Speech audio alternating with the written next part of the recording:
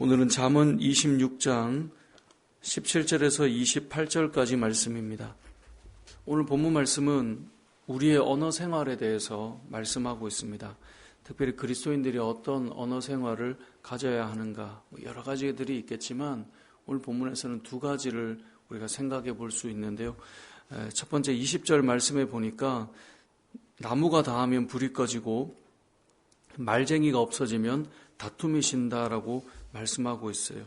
여기서 말쟁이라고 하는 히브리어 니르가는 다른 사람에 대해서 험담하고 뒤에서 비방하는 사람을 말합니다. 그러니까 그냥 말이 많다는 의미가 아니라 여기 나오는 말쟁이는 다른 사람을 이야기하는 거예요.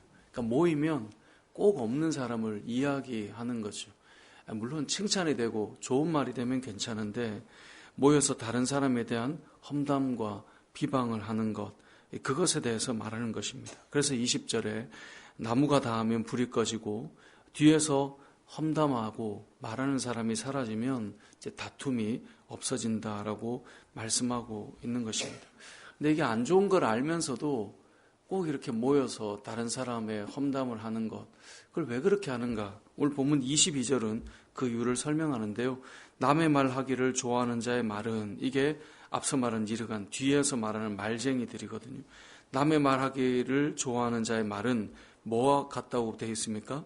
별식과 같다라고 되어 있어요. 우리 흔히 말하는 별미와 같다는 거죠. 그게 너무 즐겁고 맛있고 이렇다는 거예요. 그러니까 뒤에서 남 이야기하는 게 사람들에게는 그게 참 좋게 여겨지나 봐요. 그렇기 때문에 계속 하게 된다는 거죠. 모이면 가는 거예요. 그래서 다른 사람 이야기를 끄집어내는 거죠. 우리가 함께 만나면 해야 될 이야기가 나의 이야기, 그리고 상대방의 이야기를 듣고, 그렇게 해서 서로의 이야기로 그 이야기를 꾸며나가야 되고 펼쳐나가야 되는데, 모여서 제3자의 이야기를 꺼내는 것, 그것은 유익하지 않다는 것입니다. 그러한 험담이 사라지면 다툼이 사라진다라고 말씀하고 있는 것입니다.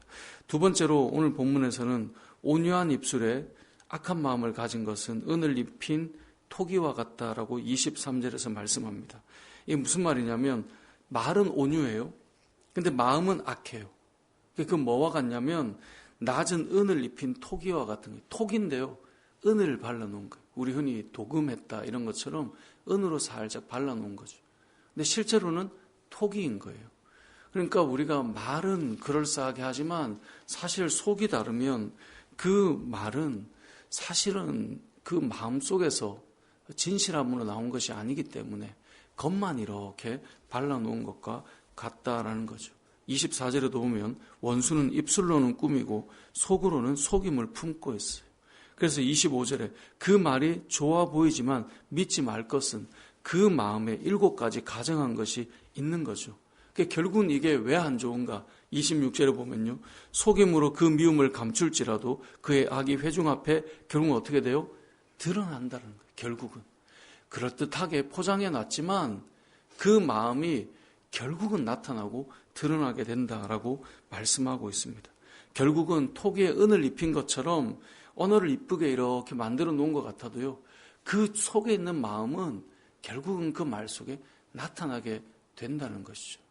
그러니까 이 말은 우리가 앞서 우리의 언어를 이렇게 뒤에서 험담하는 것 좋지 않다는 것과 또 하나는 말만 번지르르하게 해놓은 그런 언어의 훈련은 결국은 지나보면 우리의 마음 중심이 다 나타나고 말기 때문에 뭘 바꿔야 되는 거예요.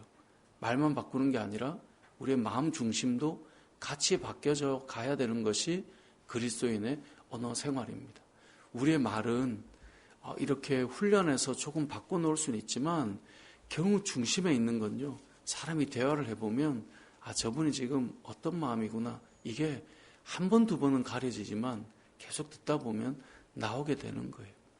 그래서 오늘 본문의 두 번째는 우리의 입술만 꾸미는 것이 아니라 우리의 마음 중심이 같이 바뀌어야 된다라고 하는 것을 우리에게 알려주고 있습니다. 오늘 본문의 내용은 우리의 언어 생활에 대해서 말씀하고 있습니다. 특별히 잠언은 모든 사람들에게 주는 지혜의 말씀이기도 하지만 우리가 이제 그리스도인이니까요. 성도로서 두 가지를 기억하면 좋겠습니다. 첫 번째는 함께 모였을 때 우리의 언어가 제3자에 대한 칭찬이나 고마움에 대한 표현이면 괜찮겠지만 이 말쟁이, 닐간이라고 하는 험담하고 좋지 않은 이야기를 하지 않고 모인 사람들이 나의 마음을 이야기하고 그 상대방의 삶을 나누고 서로의 이야기로 함께 만들어가는 이 언어의 삶을, 언어의 습관을 우리가 잘 만들어갔으면 좋겠고요. 두 번째로는 입술만 좋은 말로 만드는 것은 결국 드러나는 것이기 때문에 우리의 마음의 중심을 하나님께서 원하시는 마음으로 잘 세워가서 오늘 하루도 우리의 언어가, 우리 성경에는 말에 대한 내용이 참 많잖아요. 우리의 언어가 다른 이들을 살리고 또 위로가 되고 힘이 되고 또 우리의 언어가 하나님께 영광이 되는 그러한 저와 여러분의 삶이 되시길 주님의 이름으로 축복합니다. 아멘.